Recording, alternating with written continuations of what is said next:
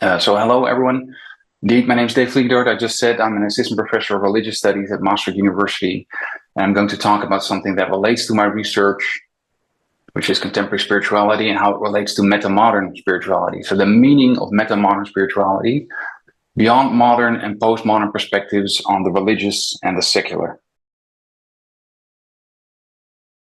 So what I'll do today is I'll give a short introduction, then dive into modernism, postmodernism, metamodernism, and apply that to a case study. And in the introduction, I'll first discuss the meaning of the concept of spirituality, which might be particularly useful for this eclectic, diverse audience. So I'll explain what spirituality means on an emic and ethic level, and I'll end with a claim by a fellow scholar in religious studies who says that contemporary spirituality is a postmodern construct or a postmodern cultural category. And I'll check and challenge that claim by looking into the meaning of modernism. And I'll do that first, relating it mainly to the Enlightenment and Romanticism. After that, I'll do the same, the meaning of postmodernism. How do I interpret that? And again, the same for the meaning of metamodernism. What do I mean by that? And after that, I'll apply it to a case study, the case study of grassroots spirituality. I'll explain later what that is, and I'll also explain why I've chosen this case study, but that will become clear as I move through my narrative. And at the end, I'll conclude and then open it up for Q&A for the question and answer section. But first, the meaning of spirituality. What does it mean?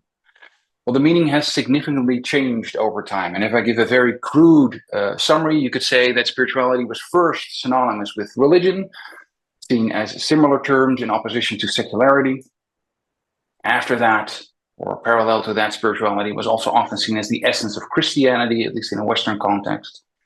This, in the 19th century, slowly changed. It wasn't just seen as the essence of Christianity, but also often as the essence of religion as such. And then at the end of the 19th century, particularly gaining momentum in the 20th century, the idea that spirituality was associated with the mystic East gained ground.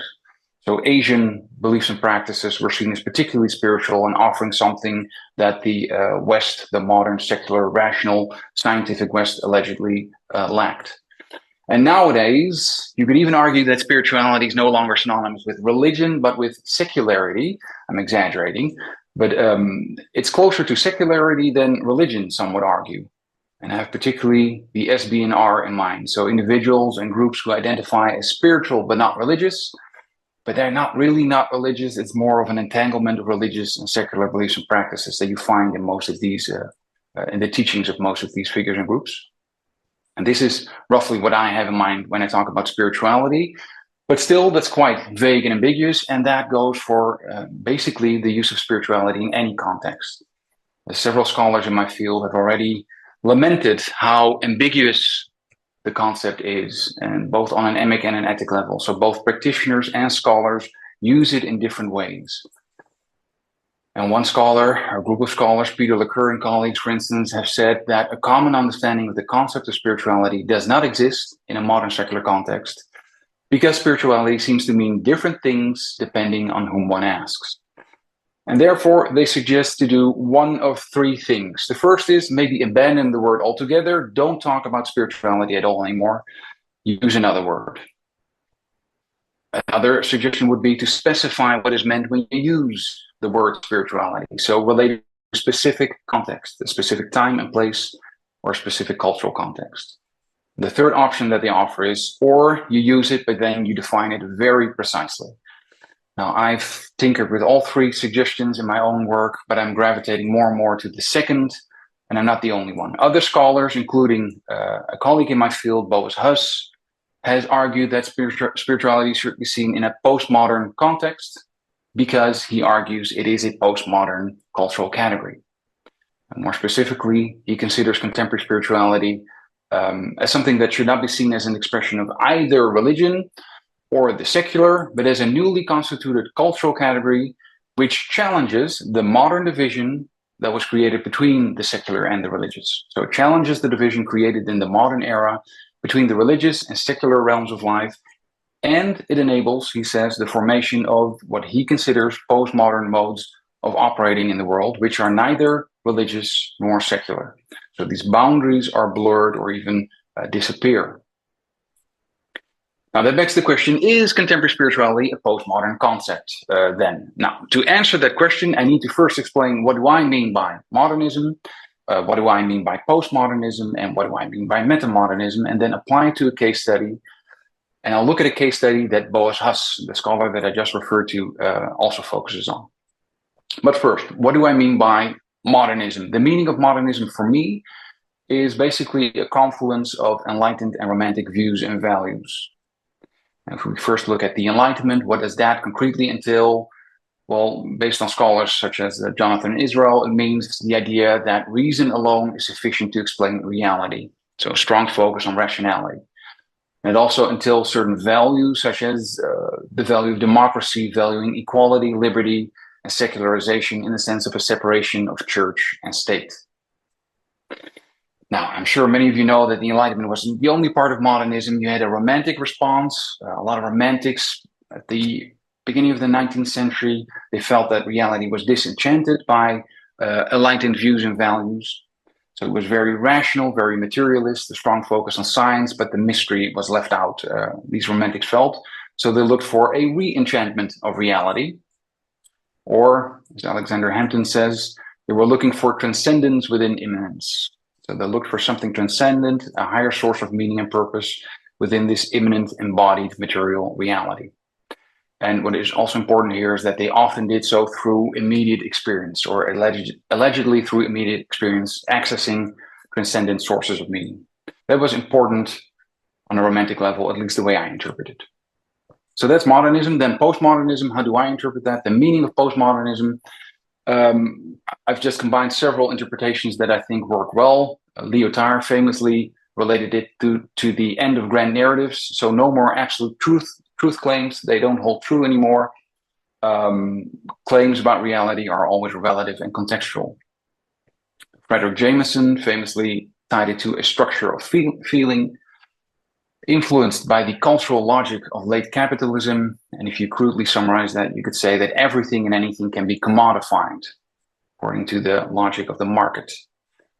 Simon Malpass associates it with fracturing, fragmentation, indeterminacy, and plurality. So in my context, that would mean that beliefs and practices from different religious traditions are combined in a sort of a new pastiche that is used as a source of meaning. And then finally, also important is what Hans Bertens, among others, mentions. There's a crisis of representation in postmodernism, or associated with postmodernism. And that means that language and belief systems are no longer seen as an reflection of reality, but as a construction of reality. So the one-to-one connection with reality is lost. And these different interpretations tied together are entangled, of course. Now that's postmodernism, sorry. Then moving on to metamodernism, particularly for this audience, I don't need to linger on this too long, but Vermeulen and Van der Akker talk about an oscillation between modernism and postmodernism. Other scholars in my field talk about a simultaneity of modernism and postmodernism. But this particular scholar, Klaas Kent Johnson, he also says that if you have modern and postmodern tendencies occurring together and you move between them, if you move fast enough, it appears as a simultaneity. So whether we talk about an oscillation or simultaneity, maybe a semantic error. I'll focus on oscillations. Concretely, Vermeulen and Van der Akker say, as a reminder, epistemologically, this means moving with modernism and postmodernism. The way I interpret that means looking for truth, meaning, purpose, but knowing all the while that you can never reach or fully reach or obtain ultimate truth, meaning, purpose. So you have ever receding horizons, if you will. Ontologically, it means being between modernism and postmodernism, so between constructivism and deconstructivism, between unity and plurality, etc. And historically, it means going beyond modernism and postmodernism, often associated with the 21st century. They also tied to performatism, a term or a theory introduced by Roel Eshelman, and Vermeulen and Van der Akker interpret that as the willful self-deceit to believe in or identify with or solve something in spite of itself. And in my context, in my field, what I associate this with is spiritual seekers looking for realization or enlightenment, knowing that they cannot realize or fulfill that as long as they're still seeking. So it's a paradoxical search for truth, meaning, purpose, knowing that it cannot be obtained. I can elaborate in the Q&A if needed. Here, I'll focus mainly on the oscillation, not on the performative part of metamodernism. Now, let's move on to a case study. Apply these interpretations of modernism, postmodernism, metamodernism to a case study, which Boas Huss uses. And Boas Huss was the scholar who associates contemporary spirituality with postmodernism. And Huss says that grassroots spirituality is a good example of contemporary spirituality. So he used this example, this case in his article to support claims about contemporary spirituality being postmodern. Now, let's check whether it is postmodern or whether it's maybe more.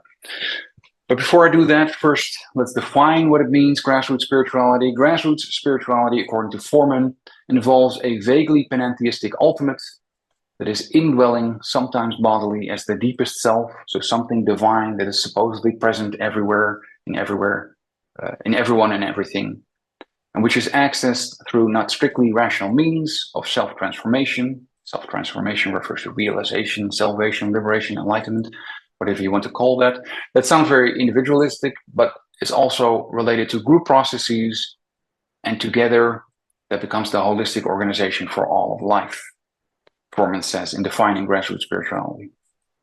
To make it a bit more concrete, what does he have in mind when he talks about grassroots spirituality?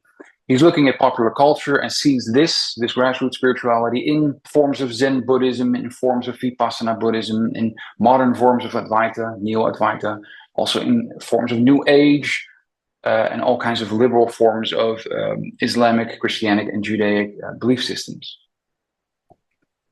Now, what I'm going to do next is I'm going to relate the elements of modernism and postmodernism and metamodernism that I just discussed to this case study. And don't read all of this, I'll go through it one by one, starting with modernism. Modernism, I said, is associated, in my take, with the Enlightenment and Romanticism. And the Enlightenment, I associated that with rationality, liberty, equality, secularization. But we find that in grassroots spirituality, in this focus on finding a way towards self-transformation through not strictly rational means. What does that mean? Well, in my interpretation, that is closely associated with what sociologist Kelly Bessecki calls reflexive spirituality. And Bessecki argues that in contemporary spirituality, a lot of individuals use reason to allegedly find a source of meaning that transcends reason. And in my own work, I've referred to that as reasoned flights beyond reason. So there's a focus on rationality, but not an exclusive focus. So it's not purely an enlightened value, but it's still a remnant of the enlightenment that is in there, arguably, in grassroots spirituality. There's also a focus on liberty and equality in this notion of a panentheistic ultimate. Foreman says that the panentheistic image of the divine fits our democratic and egalitarian mindset. And by that he means that if in grassroots spirituality, the idea is that the divine is everywhere and in everyone, that creates a level playing field. Everyone is the same and on the same level. We don't need mediators to gain access to whatever is perceived as the divine. And we are free to explore that alleged inner spark, divine spark in ourselves without going through a priest, a church, etc. And this is arguably the most difficult one, but there's also elements of secularization in grassroots spirituality, in the sense that grassroots spirituality is seen as the holistic organization for all of life. And by that, Foreman means that spirituality must be discovered in the everyday, in washing the dishes, in walking outside, and not just confined to the religious corner of your life. For instance, going to church on Sunday or praying or meditating at certain times every day. There are also romantic elements in grassroots spirituality. For instance, the search for transcendence within immanence. We see that again in this panentheistic ultimate that is indwelling, sometimes bodily, as the deepest self. But that's also present in this definition of grassroots spirituality. And Foreman elaborates elsewhere, saying that this doctrine in grassroots spirituality is present, that all things and all beings are made up of a single stuff, which is both transcendent in the sense of beyond and immanent in the sense of within. So clearly, transcendence within immanence is present. And you could argue that there's also an emphasis on immediate experience, direct experience of that higher source of meaning, whatever you want to call it, through self-transformation. realization, liberation, enlightenment are synonyms of that. And Foreman describes those experiences of self-transformation as the experience of a presence or a sense of emptiness that runs through the world and everyone, including ourselves. So, I believe that enlightened and romantic values are present in grassroots spirituality. And I also think that postmodern views and values are present, as I'll show next. For instance, Foreman explains that spirituality does not require that one buys into any particular belief or language system. To me, that ties in with the end of grand narrative, so there are no more sacred belief systems that you hold as absolutely true.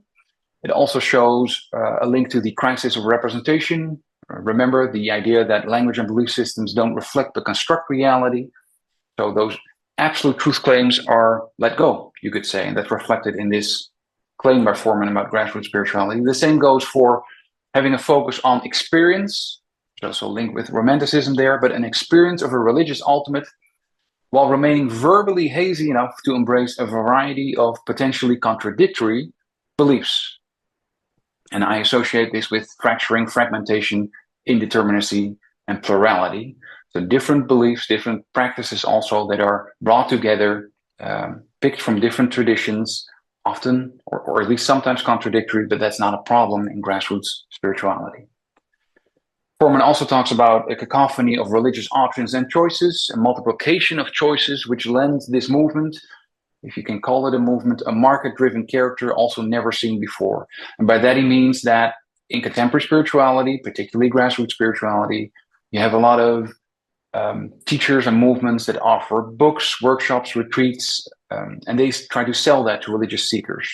So there's a commodification of religion, if you will, according to the logic, the cultural logic of late capitalism, which is a postmodern tendency. And also the plurality of postmodernism recurs here, bringing together different elements, different fragments of different traditions. So there are also postmodern elements present, and for me, that shows that there's an oscillation or simultaneity of modern and postmodern tendencies. What do I mean by that concretely? Let me end on that note in the conclusion. So, coming back to my question, is contemporary spirituality a postmodern concept? The question that was sparked by Boas Huss, this colleague of mine in my field, who claims that spirituality is a postmodern concept. The first thing that I have to say as response to that is, well, it depends on your interpretation of modernism, postmodernism, and metamodernism. But having said that, if we agree with my line of reasoning, what I presented here, then we can conclude that if modernism combines enlightened and romantic views and values, and postmodernism combines fragments from different traditions, both secular and religious, and these fragments are commodified according to the cultural logic of late capitalism, and it is also associated with a distrust and deconstruction of language and belief systems, and we agree that metamodernism goes with, between, and beyond modernism and postmodernism. And we agree that grassroots spirituality is indeed a typical reflection of contemporary spirituality. Then we can conclude that contemporary spirituality is not a postmodern construct, but a meta-modern construct. And on that note, I thank you for your attention. I'd like to open it up for questions.